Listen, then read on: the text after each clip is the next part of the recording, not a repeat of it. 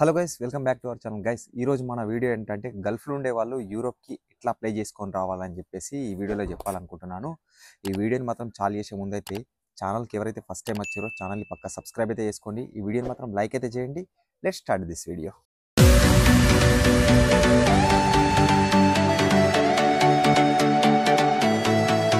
నేను లాస్ట్ వీడియోలో అయితే ఇండియా నుంచి యూరోప్కి ఏ విధంగా రావాలో అదైతే చెప్పినా కదా. అయితే చాలామంది నన్ను ఏమడిగారంటే గల్ఫ్ నుంచి కూడా ఎట్లా రావాలో ఒకసారి చెప్పండి అని చెప్పేసి అన్నారు కదా. అందుకోసమే వాళ్ళ కోసమే ఈ వీడియో. ఫస్ట్ ఆఫ్ ఆల్ ఈ వీడియో ఏంటంటే కొంచెం లెంత్ అనేది చాలా ఎక్కువ ఉంటుంది. ఎందుకంటే ప్రతి ఒక్క విషయాలను అయితే నేను వివరిస్తున్నాను. మెయిన్ గల్ఫ్ నుంచి ఎట్లా రావాలో అని చెప్పి ఎందుకు చెప్పాలనుకుంటున్నానంటే నేను కూడా గల్ఫ్లో ఉండే. ఫస్ట్ గల్ఫ్ నుంచి నేను అప్లై చేసుకొని క్రొయేషియాకి అయితే వచ్చిన. గల్ఫ్ నుంచి యూరోప్కి ఎవరెవరు అప్లై చేసుకోవాలో నేను కొన్ని పాయింట్స్ అయితే చెప్తాను, అవైతే నోట్ చేసుకోండి. ఫస్ట్ ఆఫ్ ఆల్ గల్ఫ్లో ఏ కంట్రీ నుంచి అయితే అప్లై చేస్తున్నామో ఆ కంట్రీలో వచ్చేసి మనము 1 ఇయర్ అయితే స్టే చేసి ఉండాలి. ఎందుకు 1 ఇయర్ స్టే చేసి ఉండాలి అంటే 1 ఇయర్ ఉంటేనే మనకు వచ్చేసి పీసీసీ అనేది వెళ్తుంది అన్నట్టు.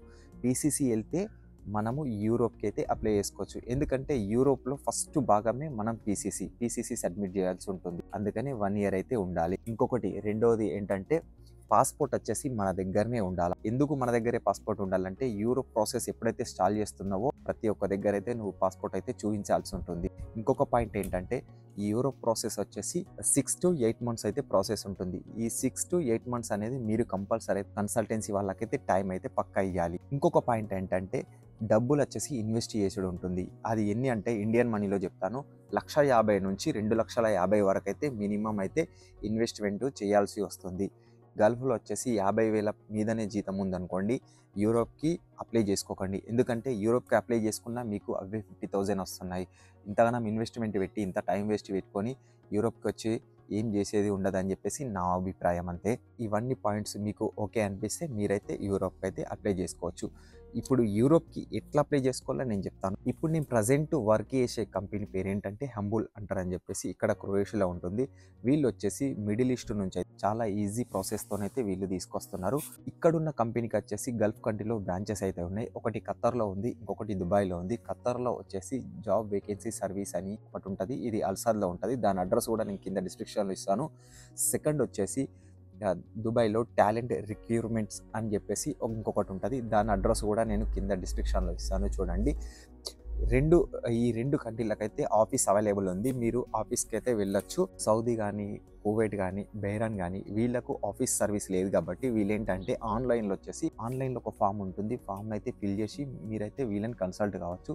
ఎందుకంటే నాతో పనిచేసే వాళ్ళు కూడా బెహ్రాన్ నుంచి, కువైట్ నుంచి కూడా వచ్చారు. వాళ్ళు ఇదే రూపంలో వచ్చారు కాబట్టి నేను కూడా మీకు ఇంత ట్రస్ట్గా అయితే చెప్పగలుగుతున్నాను. ఇది అప్లికేషన్ ఏ విధంగా ఫిల్ చేయాలో చూపిస్తాను, చూడండి. మనం ఫస్ట్ అయితే ఈ లింకును అయితే క్లిక్ చేయాలి. క్లిక్ చేసిన తర్వాత అది డైరెక్ట్ వాళ్ళ సైట్కి అయితే తీసుకెళ్తుంది. ఫామ్ అనేది ఓపెన్ అయ్యి ఇందులో ఫస్ట్ నేమ్ అయితే అడుగుతుంది. ఫస్ట్ నేమ్ ఇచ్చేయాలి, సెకండ్ నేమ్ కూడా ఇచ్చేయాలి. ఇచ్చేసిన తర్వాత ఇంకోటి వాట్సాప్ నెంబర్ అడుగుతుంది. వాట్సాప్ నెంబర్ మనకి ఏది అందుబాటులో ఉంటుందో అది ఇచ్చుకోండి. దాని తర్వాత మీరు ఎక్కడ వర్క్ చేస్తున్నారు అని ఉన్నది కదా, మీరు ఏ కంట్రీలో అయితే ఉన్నారో ఆ కంట్రీ అయితే పెట్టుకోండి. ఆప్షన్స్ కూడా ఉంటాయి. నేనైతే ప్రజెంట్ ఖత్తర్ పెట్టిన. ఇంకోటి దాని తర్వాత మీకు అందుబాటులో ఉండే మెయిల్ ఐడి అయితే పెట్టుకోండి. ఈ పర్మనెంట్ అడ్రస్ అని ఉందిగా, పర్మనెంట్ అడ్రస్ అన్న కాడ మన ఇండియా అడ్రస్ అయితే రాయండి.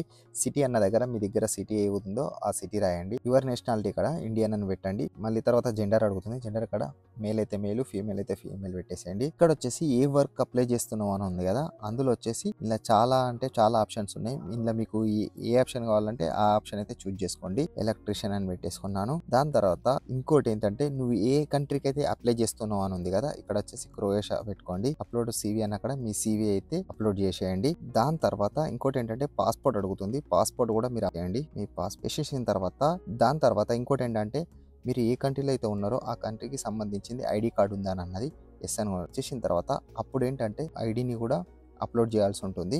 దాని తర్వాత ఇంకొకటి ఏంటంటే నీ దగ్గర ఇంకొక సెకండ్ ఐడి ఉందా అని అడుగుతుంది. ఉంటే ఉందనండి, లేదంటే లేదనండి. లేదు కాబట్టి నో అని పెట్టిద్దాం. దాని తర్వాత ఇంకోటి మీ స్టడీకి సంబంధించిన సర్టిఫికేట్స్ ఉన్నాయని అడుగుతుంది. ఉంటే మాత్రం ఎస్ అని క్లిక్ చేసుకోండి. చేసుకున్న తర్వాత అప్లోడ్ చేయమని అడుగుతుంది. అప్లోడ్ అన్నప్పుడు అప్లోడ్ చేసిన తర్వాత అది కూడా తీసుకుంది. దాని తర్వాత మీరు ఎక్కడైతే వర్క్ చేస్తున్నారో మీ ఎంప్లాయ్మెంట్ సర్టిఫికేట్ ఉందా అని అడుగుతుంది. ఒకవేళ ఉంటే ఉందని పెట్టండి, లేకుంటే లేదని పెట్టండి. మాక్సిమం ఏంటంటే ఏ సర్టిఫికేట్స్ అడిగినాయో అవన్నీ ఇచ్చేస్తే బెటర్ అని నేను అనుకుంటున్నా. మామూలుగా ఏదో ఒక సర్టిఫికేట్ ఉంది. తర్వాత డ్రైవింగ్ లైసెన్స్ ఉందా అని అడుగుతుంది. ఉంటే ఉందనండి, లేకుంటే లేదు. లేదు కాబట్టి నా దగ్గర డ్రైవింగ్ లైసెన్స్ లేదని పెట్టేసిన. Father name and mother name కూడా ఇచ్చేసినాము. ఇచ్చేసిన తర్వాత ఇంకొకటి ఏమంటుందంటే మీరు ఎన్ని సంవత్సరాల నుంచి ఈ కంట్రీలో ఉన్నారు అని ఉంది కదా, అక్కడ వచ్చేసి మనము మోర్ దెన్ 1 year అని పెట్టేసుకుందాం. ఇంకొకటి ఏంటంటే నువ్వేమైనా డబ్బులు పే చేయడానికి రెడీ ఉన్నావా అని అంటది. అన్నప్పుడు మనం ఎస్ అని పెట్టుకోవాలి. పెట్టుకున్న తర్వాత అప్పుడు మనం ఏం చేయాలంటే అప్లికేషన్ అయితే అప్లై నౌ సర్చింగ్ అయితే అవుతుంది. మీ అప్లికేషన్ అయితే అప్లై అయిపోయింది. మనం అప్లై చేసిన తర్వాత ఈ విధంగా అయితే మనకు థ్యాంక్ యూ ఫర్ అప్లయింగ్ అని వస్తుంది. ఇలా మనకైతే ఒక 2 or 3 daysలో మనకైతే రిటర్న్ మెయిల్ అయితే వస్తుంది. నీకు పలానా డేట్ నాడు ఇంటర్వ్యూ ఉంది, ఇంటర్వ్యూకి వచ్చి అటెండ్ కా అని చెప్పేసి ఒక డేట్ అయితే ఇస్తారు. ఆ డేట్ నాడు మనమైతే ఇంటర్వ్యూకి వెళ్ళాలి. ఖతర్లో ఉండేవాళ్ళు, దుబాయ్లో ఉండేవాళ్ళు ఏంటంటే ప్రతి శుక్రవారం నాడు అయితే మీకు ఇంటర్వ్యూ అయితే జరుగుతుంది. ఆ ఇంటర్వ్యూ ఇక్కడ క్రొయేషియాలో ఉండే క్లయింట్ వచ్చేసి మీకు ఇంటర్వ్యూ అయితే ఫేస్ టు ఫేస్ ఇంటర్వ్యూ అయితే చేయడం జరుగుతుంది. ఇప్పుడు మామూలుగా వేరే కంట్రీలో అనుకోండి, ఆన్లైన్లో అయితే వాళ్ళకు స్కైప్లో కానీ వీడియో కాల్లో మీకైతే ఇంటర్వ్యూ అయితే తీసుకుంటారు. తీసుకున్న తర్వాత ఇంటర్వ్యూ అటెండ్ చేసినాక మనకైతే రిజల్ట్ అప్పుడైతే అయ్యారు. ఒక 1 week తర్వాత అయితే మీకు ఫోన్ చేస్తామని చెప్పేసి అంటారు. అప్పుడు మనమైతే ఆఫీస్ నుంచి వెళ్ళిపోవాలి. వెళ్ళిపోయిన తర్వాత 1 week అయినాక మనకైతే ఫోన్ చేసి మనకైతే చెప్పడం జరుగుతుంది, నువ్వు ఇంటర్వ్యూలో సెలెక్ట్ అయినావు, ఇంత పేమెంట్ తీసుకొని రా అంటారు అన్నట్టు. మీరు ఏ ప్యాకేజ్ అయితే మాట్లాడుకున్నారో ఆ ప్యాకేజ్లో అందులో వచ్చేసి ఒక 25% అనుకోండి. మనం 25% కట్టాలి. కట్టిన తర్వాత మనకు ఒక ఆఫర్ లెటర్ ఉంటుంది. ఆఫర్ లెటర్ మీద అయితే సైన్ పెట్టించుకుంటారు. ఆఫర్ లెటర్ మీద సైన్ పెట్టించుకొని మనమైతే 25% మనం ఏ ప్యాకేజ్ అయితే మాట్లాడుకున్నామో ఆ డబ్బులు అయితే మనం కట్టేయాలి. ఫస్ట్ మనం బయటకు వచ్చినాక చేయవలసిన మొట్టమొదటి పని ఏంటంటే పీసీసీ అనేది అప్లై చేసుకోవాలి. ఖత్తర్లో ఉండే వాళ్ళు పీసీసీ ఏ విధంగా అప్లై చేసుకోవాలో చెప్తాను.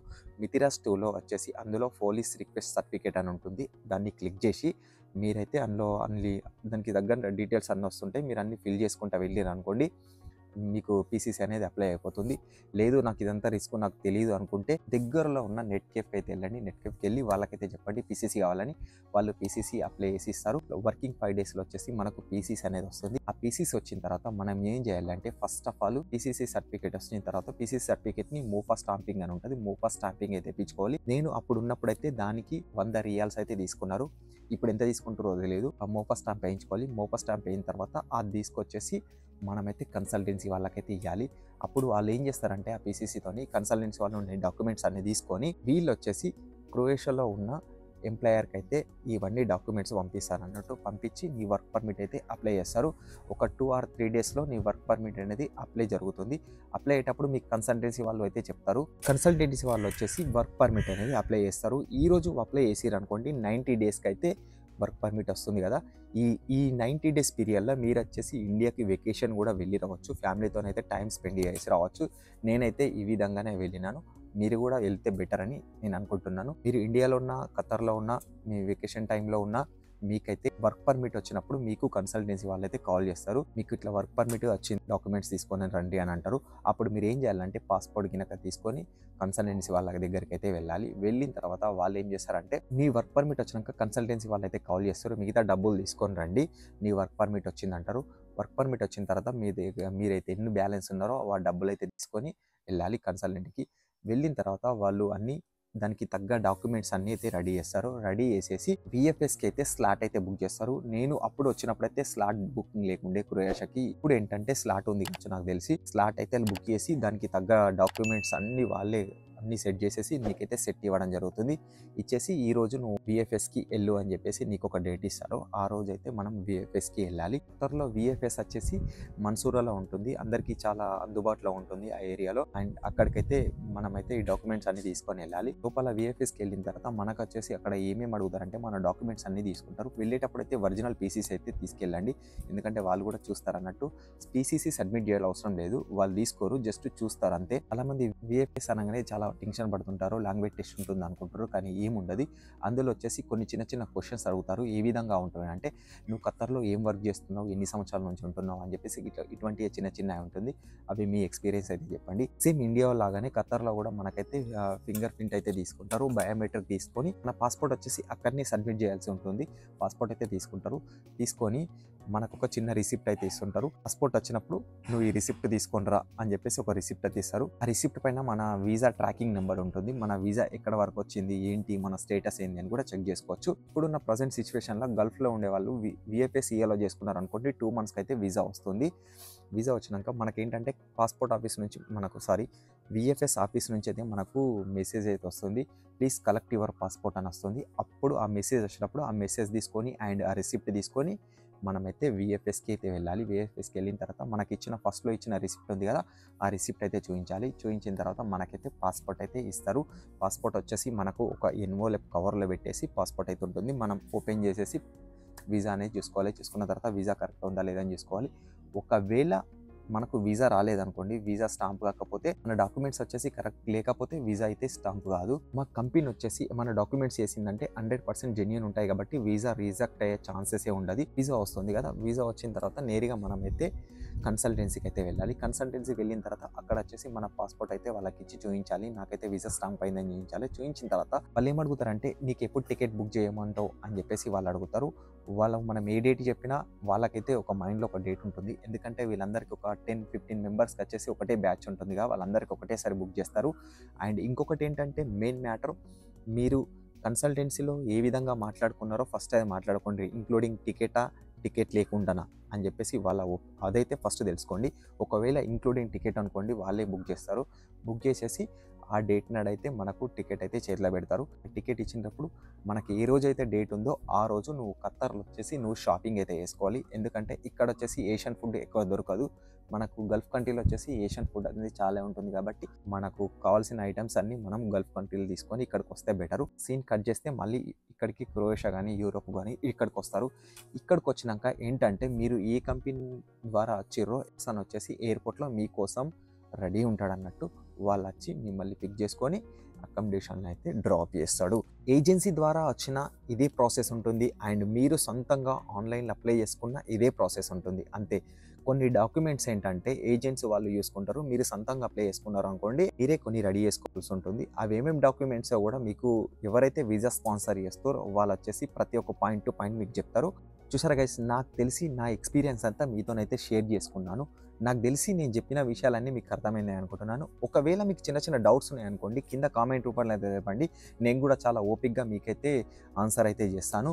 అండ్ ఇంకొక నెక్స్ట్ వీడియో ఏంటంటే, నన్ను చాలామంది ఇక్కడ క్రొయేషియాలో సాలరీస్ ఏ విధంగా ఉంటాయి, మనం ఎంత సేవ్ చేస్తాం, సాలరీ ట్యాక్సెస్ ఏ విధంగా ఉంటాయి అని చెప్పేసి అడుగుతున్నారు కదా. నెక్స్ట్ నేను అదే వీడియో చేద్దాను అనుకుంటున్నాను. అండ్ ఆ వీడియో కోసం కూడా మీరు వెయిట్ చేయండి. నాకు తెలిసి ఈ వీడియో అయితే మీకు నచ్చింది అనుకుంటున్నాను. ఈ వీడియో మీకు నచ్చినట్టయితే లైక్ చేయండి, షేర్ చేయండి, ఛానల్ని మాత్రం సబ్స్క్రైబ్ చేసుకోండి. నెక్స్ట్ వీడియోలో మళ్ళీ కలుద్దాం. అంతవరకు సీ యూ, బై బాయ్.